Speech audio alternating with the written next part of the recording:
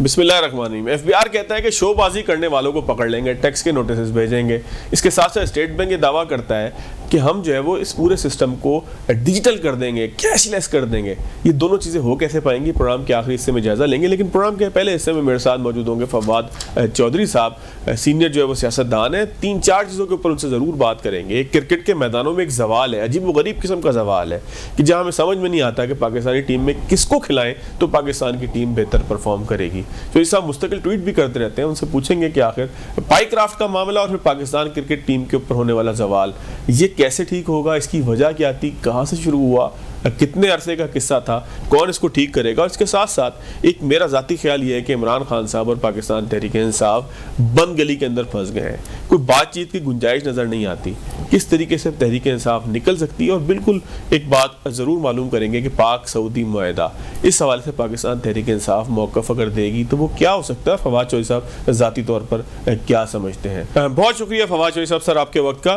चौधरी साहब, आपकी ट्वीट्स में देखता हूँ आप क्रिकेट से बड़ी दिलचस्पी रखते हैं। सर मैं कहता हूँ कि 2 सवालात में क्रिकेट से मुताल्लिक की अगर एक साथ मिला के आपसे कर लूँ, शुरू ही हम यहाँ से करें। क्रिकेट का बड़ा जोर है आजकल।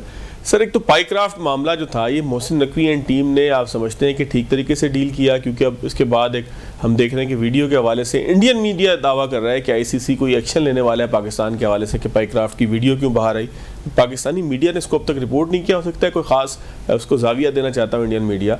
साथ साथ सर एक सवाल है क्रिकेट के मैदानों पर, क्या ये आर्जी है, मुस्तकिल है? क्या अब ऐसी ही टीम हमारी हुआ करेगी, कभी जीत जाएगी किसी से, कभी हार जाएगी, कभी जो है वो पता ही लगेगा कि किस नंबर के ऊपर आई है? तो दोनों चीज़ों को मैं चाहता हूँ साहब अगर आप एक साथ मिला के जवाब दे दें, मोहसिन नकवी एंड टीम की कारकर्दगी भी और फिर पूरी टीम की कारकर्दगी।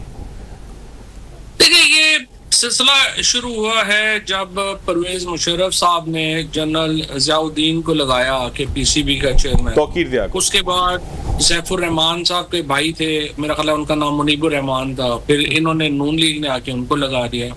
उसके बाद फिर ज़का अशरफ आ गए, फिर नजम सेठी आ गए, फिर मोहसिन नकवी आ गए। सो ये एक जो पॉलिटिकल इंटरवेंशंस की एक दास्तान है जो कि हमारे दरमियान में सिर्फ वसीम आए हैं जो कि प्रोफेशनल थे पीसीबी के, और रमीज राजा आए हैं।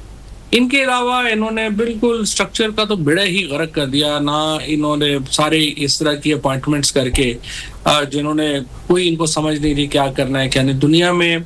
तो इस तरह के जो ओहदे हैं या इस तरह के जो ऑफिसेज हैं, ये तो उनको बना के देने चाहिए ना जो स्ट्रक्चर्स बनाते हैं। फॉर एग्जांपल, अगर मेरे पास चॉइस होगी तो मैं तो जो टॉप ऑस्ट्रेलियन स्ट्रक्चर्स बनाने वाले लोग हैं या जिन्होंने बनाया है, मैं उनको लगाऊंगा पीसीबी के ऊपर। और फिर पीसीबी का काम नेशनल टीम में नहीं है। पीसीबी का टीम काम तो ये है कि वो अंडर 16, अंडर 19 की क्या टीमें डेवलप करता है। स्कूल कॉलेज के ऊपर उन्होंने क्या, इतना पैसा है इनके पास। आप उठा के देखें जो जिस तरह से ये जाया कर रहे हैं। अभी जो हर बंदा आता है वो अपने जो नए लोग जो है, अब आप मुझे बताइए कि पीसीबी में सारे लोग, वो जो पंजाब गवर्नमेंट में नकवी साहब के साथ डीसी एसपी था, वो सारे पीसीबी में क्या कर रहे हैं, उनका क्या काम है, क्यों है वो वहां पे? इसलिए वहां तनख्वाहें बड़ी ज्यादा है, इसलिए कि वहां लूट मची हुई है, कोई पूछने वाला नहीं है, वो उधर सारे चले गए। So this is a problem Pakistan के स्ट्रक्चर के साथ के, चूंकि सारा स्ट्रक्चर ही पाकिस्तान का एक चल रहा है, एक उसमें आर्जी तौर पे चल रहा है। तो जो आंदा वो कहता बस जितना लुट सको लुटो, आगे चलिए। बस पाकिस्तान में ओवरऑल रुझान ये बन गया ना। अच्छा सर, ये जो टीम की कारकर्दगी है, ये इसको आप समझते हैं कि ये बाबर और रिजवान की वजह से थी, या हम प्रेशर बड़ा लेते हैं तजियाकारों का, हमारे आपके जैसे लोगों के तबसरों का? असल बात यह है कि बाबर और रिजवान के बगैर क्या टीम, आपके पास स्टार ही कोई नहीं है। आपके पास आपको टीम में लोग चाहिए, कोई स्टार्स चाहिए होते हैं। कोई आप तो जो क्रिकेट के साथ कुछ इंटरेस्ट है लोगों का वो भी खत्म कर दिया आपने, अपने सारे स्टार्स को फारिग करके। अगर ठीक है वो, अगर आप टेक्निकल सारे, इस पे तो कंसेंसस है ना कि बाबर से अच्छी टेक्निक वाला बंदा कोई नहीं है बैट्समैन पाकिस्तान में। इसी तरह से आप रिजवान की तो टेक्निक पे चलो फिर भी कोई क्वेश्चंस हो सकते हैं, बाबर के ऊपर तो कोई ऐसा सवाल नहीं है। अब ये सारे, आप एक तो देखें, आपने कॉलेज क्रिकेट खत्म कर दिया, जब आप स्कूल क्रिकेट आपने खत्म कर दिया, government college, Islamia college, HSN की टीमें कोई नहीं है, आप कराची के कॉलेजेस की, यूनिवर्सिटीज की टीमें कोई नहीं है। तो ये किसने, ये तो कोई बना ही नहीं रहा। फिर आपने ये जो हमारे यहाँ 18वीं तरमीम ने जहाँ पे और बेड़ा गर्क किया है, वो ये भी बेड़ा गर्क हो गया है कि प्रोविंसेस जो हैं वो हर प्रोविंस का अपना स्ट्रक्चर है ना, उसमें अच्छा जी वो जो टीमें हैं वो सिफारिश बड़े भर्ती हो जाते थे बच्चे, तो हम इस तरह करते हैं सीटें खत्म कर देते हैं। अजीबोगरीब बात है ना, अगर स्कूल की टीमें नहीं होंगी, कॉलेज की टीमें नहीं होंगी तो कैसे स्पोर्ट्स आगे बढ़ेगी। सर ये पाईक्राफ्ट का जो मामला था तो साहब, इसको ठीक तरीके से पाकिस्तान ने डील किया है? यार कोई बाइकआउट का या इस तरह की बातें जो है ना पाकिस्तान को सूट ही नहीं करती। देखिए ना, हिंदुस्तान क्या चाहता है, हिंदुस्तान ये चाहता है कि वो पाकिस्तान को एक क्रिकेट में कम से कम जो है वो तनहा कर सके, और वो बाइकआउट की, और वो देखिए वो इतना पैसा उनके पास सब कुछ है, वो बाइकआउट नहीं कर सके क्योंकि जो ब्रॉडकास्टर है उसने कहा आपने क्या तमाशा बनाया हुआ, मेरा इतना पैसा लग गया, आप किस तरह कह रहे हैं मुंह उठा के कि हमने बाइकआउट कर देना। ये बाइकआउट आप फिर आप आज बाइकआउट करेंगे, फिर आप 3 दिन के बाद वुमेन क्रिकेट का है फिर वो भी बाइकआउट करेंगे, फिर अगर आप सेमीफाइनल में पहुंच जाएंगे तो क्या फिर आप कहेंगे कि हम नहीं खेलते, ये आप पाकिस्तान को दे दें। इंडिया इतने वसाइल के बाद भी बाइकआउट नहीं कर सका, और इन्होंने ऐसे ही बच्चों की तरह जो है वो जाके बाइकआउट किया, फिर आधे घंटे जो मान भी गए नहीं नहीं हो गया बस हमने कर लिया। आई थिंक ऐसे नॉन सीरियस बातों की जरूरत है, and again because non professional लोग हैंडल करते हैं तो ऐसे ही होना है। तो सब इसका लॉन्ग टर्म जो है वो सोल्यूशन आप क्या समझते हैं? कोई हुकूमत पाकिस्तान को कोई इंटरवेंशन करनी चाहिए, बोर्ड में प्रोफेशनल लोगों को लगाना चाहिए? क्योंकि हमने देखा है कि प्रोफेशनल लोग जो यहाँ आते हैं ना सर, वो भी जलील होकर निकलते हैं। यहाँ बड़े बड़े खिलाड़ी हमने लगाए, वो यहाँ से मतलब इतने बेआबरू होकर निकलते हैं कि फिर लोगों की ख्वाहिश नहीं रहती कि पीसीबी के लिए सर्व करना है। वसीम अकरम की बात करें, वकाई यूनुस की बात करें, मेरा नहीं ख्याल कि वो आके यहाँ पे कोई सर्व करना चाहेंगे। देखिए सबसे पहली बात तो ये कि हुकूमत पाकिस्तान ने तो एक ही मेहरबानी करनी है कि उन्होंने कुछ नहीं करना। अच्छा, उन्होंने इंटरवेंशन नहीं करनी, सबसे पहली बात तो ये तय करे ना। तो फिर उसके बाद जो है कि आपने एक रूल्स रेगुलेशन बनाने हैं, आप इंटरनेशनल एडवर्टाइजमेंट देंगे, जो दुनिया के बेस्ट बंदा है, प्रोफेशनल है, आप उसको चेयरमैन पीसीबी लगाएं। जो भी ऑस्ट्रेलिया से, इंग्लैंड से, ये कौन सा हमको ये अपना इस्लामी नजरियाती काउंसिल का चेयरमैन तो आप नहीं लगाना, आपने क्रिकेट का हेड लगाना है। दुनिया का जो बेहतरीन प्रोफेशनल है उनमें से आप सिलेक्ट करें बंदा, उसको लगाएं। उसके बाद आप अपना कोच जो है वो बेस्ट लगाएं, और प्रोविंशियल गवर्नमेंट जो है उनके साथ पीसीबी कोलैबोरेट करे, और कॉलेज और अपना ये अपना जो स्कूल क्रिकेट है, हॉकी है, स्पोर्ट्स है, इनको आप शुरू कराएं। इतना पैसा आप इधर उधर जाया करी जा रहे हैं। सर कोच भी तो इंटरनेशनल आते हैं, नाराज होकर जाते हैं यहाँ से। जेसन गिल्स्पी बाद में बड़े नाराज हुए और यहाँ पे हम उनको लेके आए थे। इससे पहले मिकी आर्थर थे, वो नाराज होकर गए। ये हम कोचेस के साथ भी तो कोई बहुत अच्छा बिहेवियर नहीं करते ना, जो उनको बाहर से लाते हैं। पहली बात तो यह है कि मैं आपसे दोबारा मैं आपको पहला पॉइंट पे देना चाहता हूँ कि जो नेशनल टीम है ना वो तो बन गई। आप उसको आप क्या करेंगे, उसको छोड़ दें आप, ये काम नहीं है आपके एडमिनिस्ट्रेशन का, उसको कितनी इंप्रूव कर लेगी। आप फोकस करें 16 के ऊपर और 19 के ऊपर, अंडर 16 अंडर 19 टीम के ऊपर, और वहां से फिर जो भी आए उसको कोई 2, 4, 5 साल आपको देने पड़ेंगे ना। वो कैसे एक साल में तो नहीं, उसने 6 महीने में ठीक कर देना। आप क्या कर रहे हैं कि आप अपनी इंटरनेशनल टीम की परफॉर्मेंस जो है उसके ऊपर आप पीसीबी के एडमिनिस्ट्रेशन को रोज चेंज कर देते हैं। अब इंटरनेशनल टीम में आके किसी ने क्या चेंज कर लेनी है, जो लड़के हैं बस वही है ना, आप उसके ऊपर ही गुजारा करेंगे। और जाहिर है कि अपना आप 16 और 19 में टीम बनाएंगे, उनकी परफॉर्मेंस वैसे ही 2-3 साल लगेंगे, लेकिन ठीक हो जाएगा काम। टैलेंट तो बहुत है पाकिस्तान में, हर बंदा गली मोहल्ले में सियासत करता है और क्रिकेट खेलता है, और तो कोई काम ही नहीं आता सामने। ठीक हो गया। क्योंकि जरा सियासत की तरफ भी आ जाए सर, आप बड़ी समझदारी के साथ पाकिस्तान तहरीक इंसाफ को वो मशवरे देते हैं कि जो उनको बंद गली से निकाल सकते हैं। क्या ये मेरा ज़ाती तासुर एक ये है कि पाकिस्तान तहरीक इंसाफ किसी बंद गली में फंस गई है, और ये बहुत सारे अवामिल जो हैं वो उसके ऊपर बहस का सबब बन सकते हैं? तो ये सब आपने हमेशा वो मशवरा तहरीक इंसाफ को दिया है। ख़ासतौर पर अभी मैं गुज़िश्ता दिनों आपका एक ट्वीट देखा जिसमें आपने कहा कि सऊदी अरब वाले माहदे पे तहरीक इंसाफ को आगे बढ़कर आना चाहिए, उनको आगे बढ़कर जो है वो इसकी तारीफ़ करनी चाहिए, इसको जो है वो सपोर्ट करना चाहिए। तो सर ये बंद गली की जो बात है, क्या ये दुरुस्त है कि तहरीक इंसाफ अब किसी जगह जो है वो फंसी हुई है? देखो, तरीके इंसाफ की तो कोई अहमियत और हैसियत नहीं रह गई। जो तमाम पॉलिटिक्स है वो है पाकिस्तान के अंदर 2 फोर्सेस हैं। एक एस्टैब्लिशमेंट है जिसके पास कोएर्सिव फोर्स है, और दूसरा इमरान खान है जिनके साथ लोगों की सपोर्ट है। पॉलिटिकल पावर इमरान खान के पास है, कोएर्सिव पावर जो है वो एस्टैब्लिशमेंट के पास है, और ये दोनों पटड़ियां हैं जो चल रही हैं, और जाहिर है कि आपस में इनके मिलने का चांस भी नहीं है, मिल भी नहीं रही हैं। किसी जंक्शन के ऊपर जाके इकट्ठी हो तो हो। अब जो तरीके इंसाफ का जो आइडियाज आज भी आप देखें, अजाने दे लें, ये कर लें, वो कर लें, 27 तारीख को पेशावर में जलसा कर लें, इट्स वेरी क्लियर कि तरीके इंसाफ लैक्स द आइडियाज। उनको कोई पता नहीं है कि कैसे प्रेशर बनाना है कि इमरान खान को जो है वो बाहर लाया जा सके। इमरान खान का जो इस वक्त, इमरान खान की कुछ कामयाबियां हैं और कुछ जो है वो उसमें कामयाब नहीं हो सके। मिसाल के तौर के ऊपर इमरान खान की ये बहुत बड़ी कामयाबी है कि उन्होंने पूरे पाकिस्तान की पॉलिटिक्स को अपनी जात के इर्द गिर्द रिवॉल्व कर लिया। Now it's Imran Khan and people, कोई दरमियान में कोई बंदा नहीं है। अच्छा, दूसरी तरफ जो एस्टैब्लिशमेंट है वो इमरान खान के क्वेश्चन का कोई आंसर तलाश नहीं कर पाई। उनके जो दो अलायंस हैं, नून लीग और पीपल्स पार्टी, उनको समझ ही नहीं आ रही कि आखिर हमने इमरान खान का जो सेंटीमेंट है, जो जवाब है, उसके ऊपर हमने करना क्या है। They are clueless.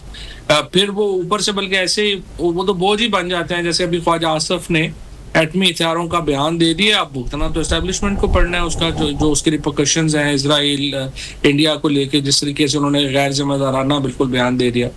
अब ये सारी चीजों के अंदर जो एस्टेब्लिशमेंट है वो भी उसमें कामयाब नहीं हो पा रही, और इमरान खान कामयाब नहीं हो पा रहे कि वो अग्रेसिव जो स्ट्रेटजी है उसको इम्प्लीमेंट कर सके।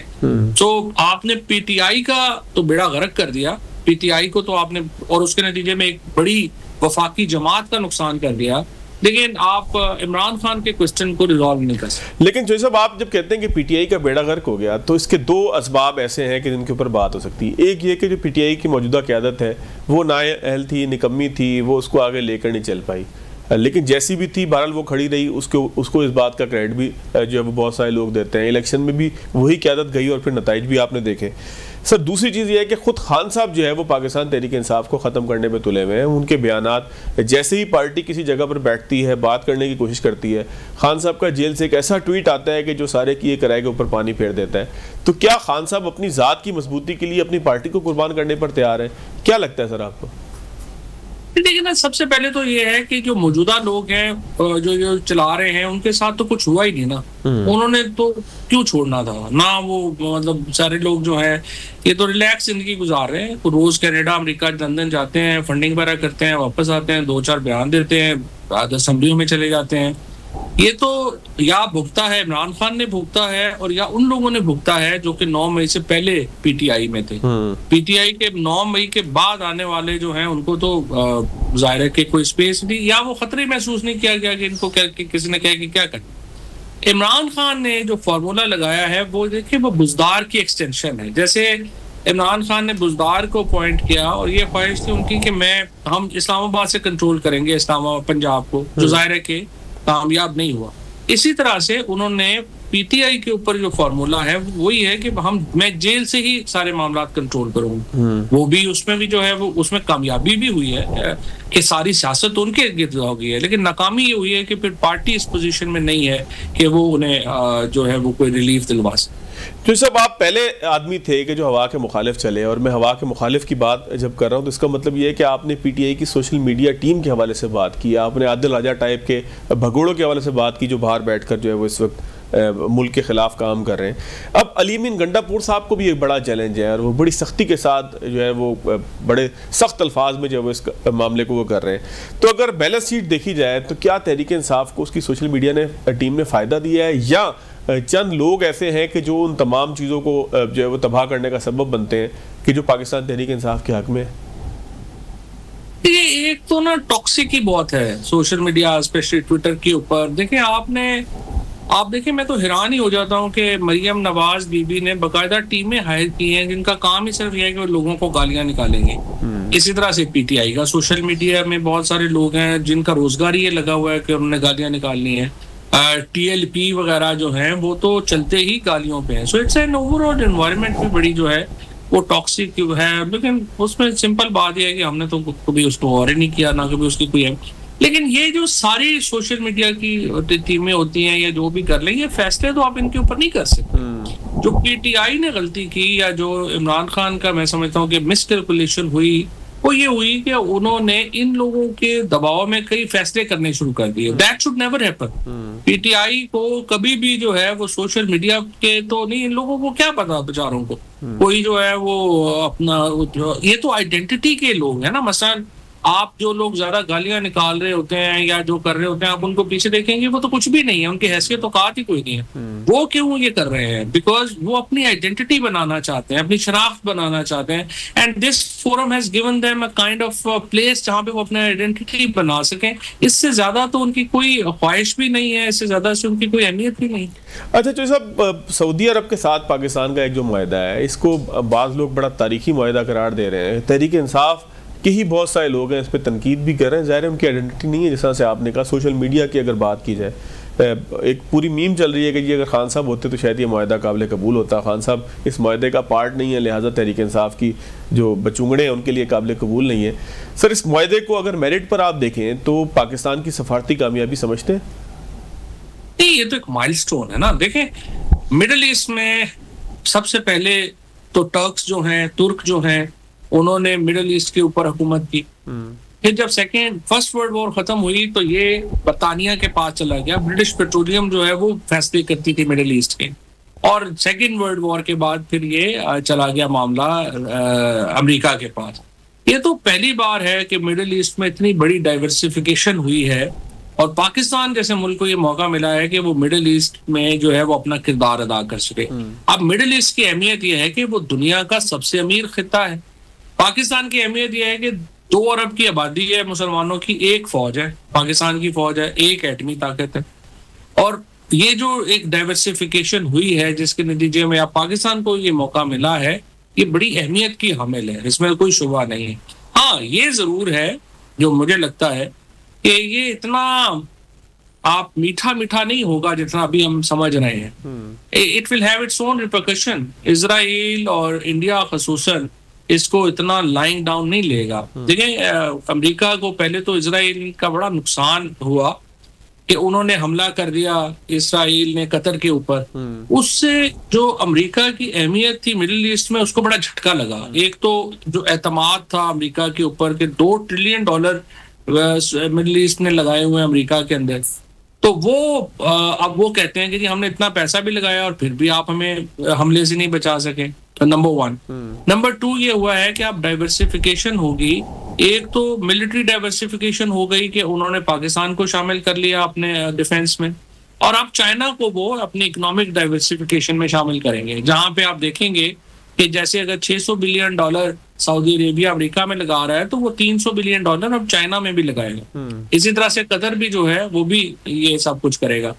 इसका अमेरिका को तो बहुत नुकसान हुआ है कि उनका जो असर था, जो एक यूनिलैटरल असर था मिडिल ईस्ट में, वो बहुत बुरी तरह इफेक्ट हुआ है। अच्छा, सिर्फ एक पॉइंट में ये जिस तरह मैं पहले बात कर रहा था, जैसे ख्वाजा आसिफ साहब ने जो बयान दिया है, जो आज सऊदी गजट में हेडलाइन ही बन गया है, और हिंदुस्तान के और यरूशलेम पोस्ट में दोनों में ही ये हेडलाइन है, जो मैं समझता हूँ कि सही बयान नहीं था, अच्छा बयान नहीं था।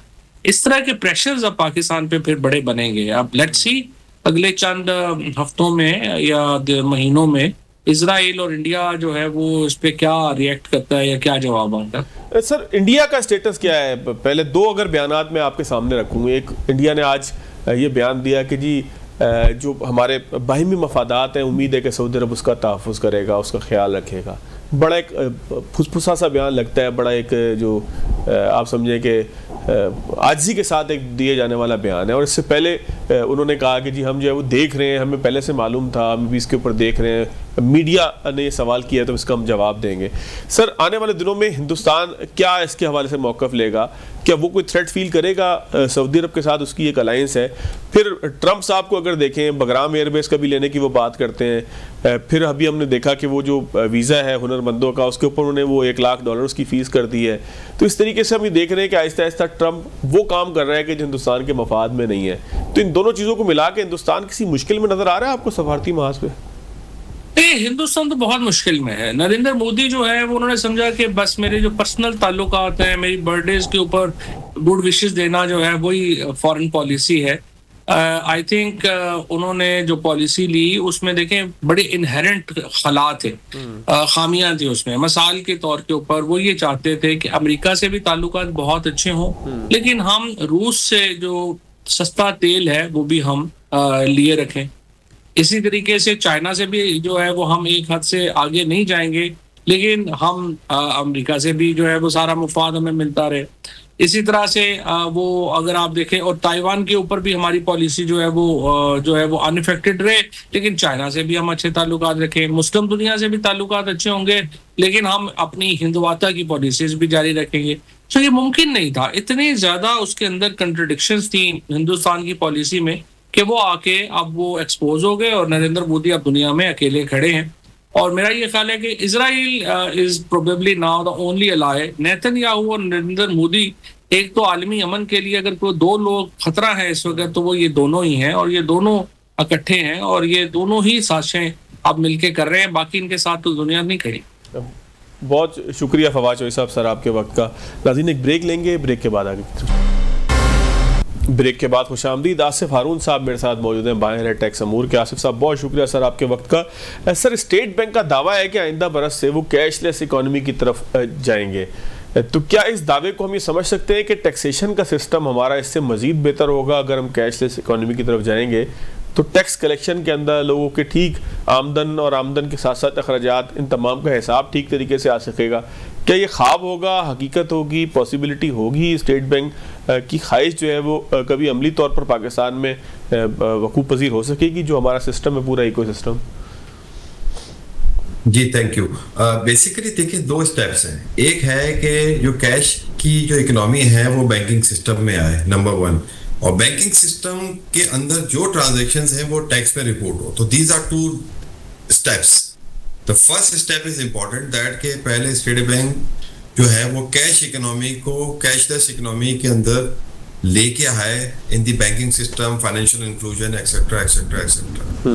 जो चैलेंज है from tax point of view, it's not that कि वो कैशलेस इकोनॉमी में आ जाता है या बैंकिंग सिस्टम में आ जाता है। जो टैक्स का चैलेंज है वो उसके बाद भी रहता है। जैसे फॉर एग्जांपल आज अगर हम बात करें तो क्या हम या एफबीआर ये दावे से कह सकता है कि जो आज बैंकिंग सिस्टम में डेटा मौजूद है, क्या सारे बैंक अकाउंट जितने आज ऑपरेट कर रहे हैं चाहे करंट अकाउंट्स हैं, और क्या वो टैक्सेशन के सिस्टम के अंदर डिक्लेरेशन के अंदर मौजूद हैं कि नहीं है?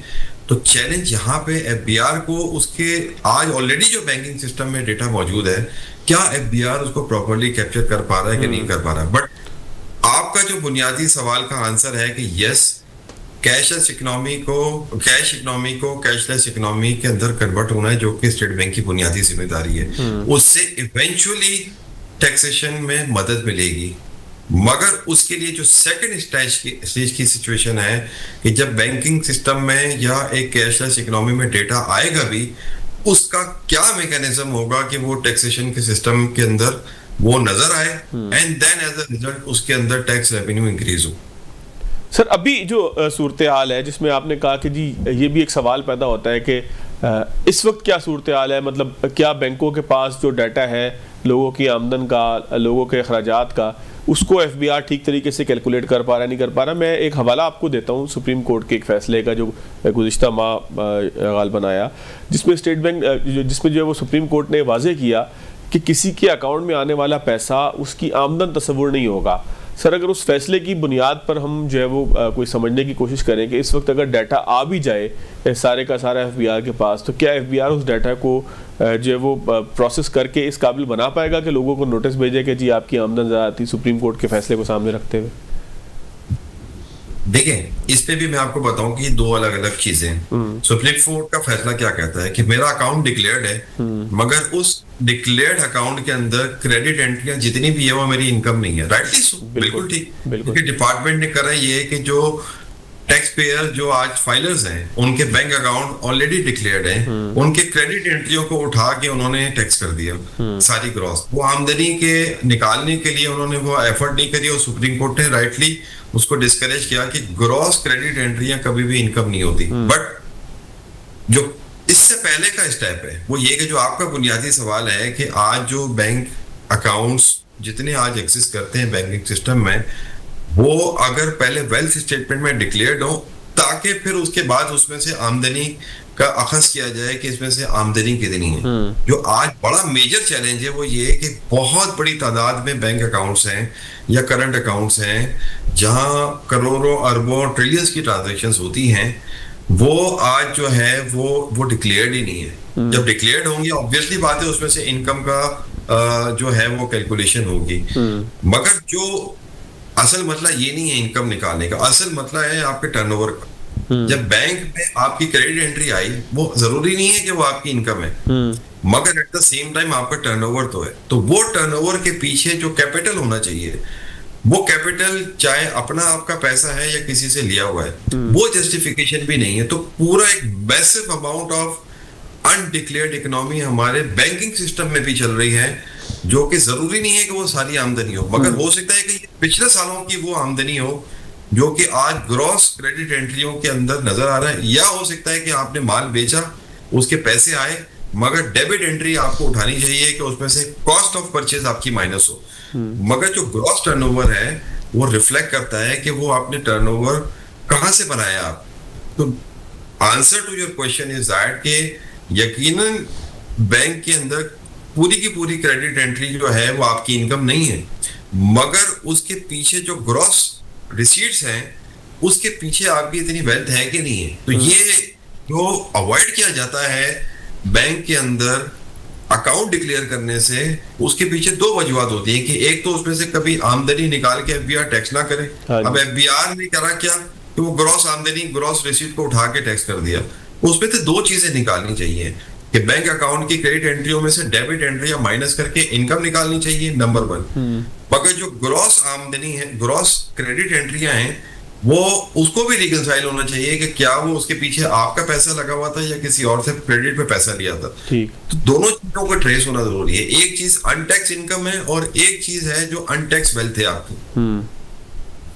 तो ठीक हो गया। अच्छा सर, ये एक और चीज़ फरमाइएगा कि एक एफबीआर ने आज ही एक बयान दिया है कि जी सोशल मीडिया पे शोबाजी करने वाले जो हैं, जो महंगी महंगी शादियां करते हैं, 20-20 करोड़ रुपए के कपड़े पहनते हैं, उनको जो है वो टैक्सेशन सिस्टम में लाया जाएगा या उनके ऊपर इस चीज़ का टैक्स किया जाएगा। ये क्या तरीक़ेकार होगा? क्या लोग बिठा दिए जाएंगे जो लोगों के सोशल मीडिया को मॉनिटर करेंगे? क्या सोच क्या है एफबीआर की इसके पीछे? देखिए, सोच तो पॉजिटिव है कि हर आदमी जो इनकम कमा रहा है उसको टैक्स नेट पे भी होना चाहिए, टैक्स फाइलर भी होना चाहिए, और उसकी जो आमदनी है वो टैक्स होनी चाहिए।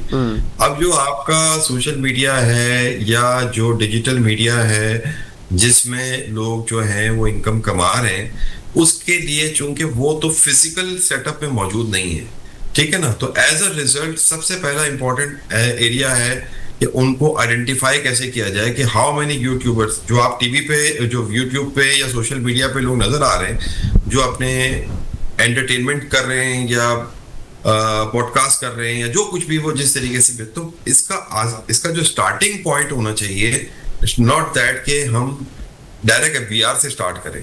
एफबीआर को मैकेनिज्म बनाना चाहिए पीटीए के थ्रू। पीटीए जो है वो सबसे पहले जो भी सोशल मीडिया पे एक्टिविटीज हो रही हैं या डिजिटल मीडिया पे हो रही हैं या इलेक्ट्रॉनिक या सोशल मीडिया पे हो रही हैं, उसका चूंकि कंट्रोलिंग मैकेनिज्म, आपको पता है ना, जो भी कोई ऐसा कंटेंट होता है जो कि सिक्योरिटी के लिहाज से या किसी और लिहाज से वो चलना नहीं चाहिए, तो पीटीए उसको फौरन ब्लॉक कर देता है। दैट मीन्स दैट कि जो उसका स्टार्टिंग पॉइंट ऑफ कौन लोग ये काम कर रहे हैं वो पीटीए के पास डेटाबेस मौजूद है। तो एफबीआर को पहले वहां से काम स्टार्ट करने चाहिए कि कितने लोग हैं जो सोशल मीडिया पे या डिजिटल मीडिया पे इकोनॉमिक एक्टिविटी कर रहे हैं, और फिर और ये सिर्फ एफबीआर का काम नहीं होना चाहिए, ये प्रोविंशियल रेवेन्यू अथॉरिटी का भी काम है। ठीक है, ये जो आमदनी है आपकी, ये सेल्स टैक्स पे भी टैक्सेबल है। तो इसको दोनों एफबीआर को और प्रोविंशियल इदारों को मिलके इसकी पहले सोर्स पे पहुंचना चाहिए। हम चले जाते हैं सीधा टेल पे, बिल्कुल इसको होना चाहिए स्टार्ट टॉप से। टॉप का मतलब है कि अच्छा, ये ओवरऑल भी एफबीआर की अप्रोच जनरली ये होनी चाहिए, जैसे फॉर एग्जांपल ट्रांसपोर्ट सेक्टर है। अब आप कहेंगे कि हर ट्रक वाले से मैं टैक्स पकड़ लूं, ये बेवकूफी होगी कि आप कभी भी नहीं पकड़ सकते टैक्स। आपको कहाँ जाना पड़ेगा कि ये जो ट्रांसपोर्ट सेक्टर है वो अपनी गाड़ियां हर साल, या तो नई गाड़ी होगी ट्रांसपोर्ट होगी तो वो रजिस्टर कराने जाएगा और हर साल उसका मोटर व्हीकल टैक्स भरने जाएगा। आप उनसे वहां पे पकड़े ना कि भाई तुम आज एक 20 करोड़ की गाड़ी चला रहे हो, गुड्स ट्रांसपोर्ट कर रहे हो या पैसेंजर ट्रांसपोर्ट कर रहे हो, तो आइडियली जहां जहां हमारे पास ऐसे सेक्टर्स हैं जहां से टैक्स कलेक्ट नहीं हो रहा, उसमें आप टेल पे ना जाए, इसकी सोर्स पे जाए। तो इस पॉइंट ऑफ व्यू से जो सोशल मीडिया का आपका सवाल है, आई थिंक बिहार को देखिए, बुनियादी बात क्या, हर आदमी ने जो इनकम कमा रहा है उस पर टैक्स होना चाहिए regardless of the nature of the income. तो इन लोगों की अगर इनकम आ रही है, चाहे इवन फॉर एग्जांपल, ये तो आपने सोशल मीडिया यूट्यूब या इनकी बात की, जो आपका एंटरटेनमेंट इंडस्ट्री है, इतनी आप देखें मैसिव एंटरटेनमेंट इंडस्ट्री है, बहुत ज्यादा चैनल्स हैं उसमें, बहुत ज्यादा आपके एंटरटेनमेंट की एक्टिविटीज हैं, उनकी इनकम कहां से, कौन टैक्स दे रहा है, क्या पता है बिहार? बिल्कुल ठीक। तो आप दैट मींस दैट कि उनको आप कैसे पकड़ेंगे? आप इंडिविजुअल जो लोग हैं उनको तो टेल पे जाके तो नहीं पकड़ सकते, आपको उनकी सोर्स पे जाना होगा। देखिए ये सारे जो एंटरटेनमेंट के कंटेंट्स हैं वो जाके हमारे जो इसके रेगुलेटर्स हैं उनके पास से तो ये पास होके जा रहे हैं ना, ये बिल्कुल ठीक। तो इसी तरीके से जैसे रियल एस्टेट है, उसमें जो आपका नक्शा पास कराने के लिए जब आप जाते हैं तो वहां तो सारा 100% लोग आते हैं ना, फिर जब वो मतलब वो प्रॉपर्टी खरीदते हैं या नक्शा पास कराते हैं, उसके बाद वो बिल्डिंग बना रहे हैं, वो टैक्स नहीं दे रहे होते, तो उसमें आपको हमेशा सोर्स पे जाना पड़ेगा। ठीक हो गया। जब वहां पहुंच जाएंगे तो आपके पास फुल डेटा आ जाएगा, फिर उसको आप ट्रेस कर लें। ठीक हो गया सर। एक आखिरी चीज और बता दीजिएगा कि मिनी बजट के हवाले से जो है वो एक आवाजें लग रही हैं, चेयरमैन एफबीआर तो कहते हैं कि ऐसी अभी फिलहाल तो कोई बात नहीं है, वो तरतीब उसकी कर रहे हैं, लेकिन मिनी बजट गैप देखते हुए जो टैक्स कलेक्शन के अंदर है, जो फाइलिंग का इस वक्त स्टेटस है, आप समझते हैं कि मिनी बजट की कोई ज़रूरत पड़ेगी? देखिए ये सारा डिपेंड करता है कि गवर्नमेंट ने आईएमएफ से बॉटम लाइन एग्री की हुई है, ठीक है ना। बॉटम लाइन मींस के नेट सरप्लस कितना दिखाना है या net deficit as a percentage of GDP कितना दिखाना है। तो अब अगर फॉर एग्जांपल फ्लड्स की वजह से या और किसी वजह से अगर एक्सपेंसेस आउट हो रहे हैं बजट से और रेवेन्यू की वो ग्रोथ नहीं आएगी, तो डेफिनेटली गवर्नमेंट को रेवेन्यू मेजर्स लेने पड़ेंगे। रेवेन्यू मेजर्स में टैक्सेशन भी है और नॉन टैक्स रेवेन्यू मेजर्स भी है। अनफॉर्चुनेटली फ्रॉम द एक्सपीरियंस ये ऑब्जर्व किया गया है कि easiest target is to impose tax on already taxed setup, yes, which may either be customs duties, automatic tax collection which will fuel the inflation, और जो हम जैसे तनख्वाहदार लोग हैं या जो ऑलरेडी टैक्स नेट में हैं, तो आपने उनका एक अगर 5% है तो 5.5 कर देंगे, 6 होगा तो 7 कर देंगे, तो या विदहोल्डिंग के रेट्स बढ़ा दें। तो अनफॉर्चुनेटली मिनी बजट का हमेशा जो फोकस होता है और वो होता है कि हमने ऑलरेडी टैक्स सेक्टर से कैसे टैक्स मजीद कलेक्ट करना है। अनफॉर्चुनेटली एक्सपेंडिचर की कंट्रोल के ऊपर कभी बहस कोई नहीं करता कि क्यों एक्सपेंडिचर बढ़ गए या क्यों ऑलरेडी टैक्स सेक्टर के अलावा जो लोग हैं उनके लिए क्यों नहीं कभी मिनी बजट आता कि हमने इनसे ऐसे टैक्स कलेक्ट करना है। तो that will be unfortunate thing that के अगर कोई ये मिनी बजट आता है, बट बहरहाल चूंकि आईएमएफ प्रोग्राम के अंदर पाकिस्तान है, तो अगर बॉटम लाइन मिस करेगी गवर्नमेंट तो ऑब्वियसली उसको रिकवर करने के लिए मिनी बजट आएगा, उसमें हम कुछ नहीं कर सकते। बहुत शुक्रिया आसिफ हारून साहब मेरे साथ मौजूद थे। नाज़रीन आज के प्रोग्राम से इतना ही, याद दीजिएगा। अल्लाह हाफ़िज़।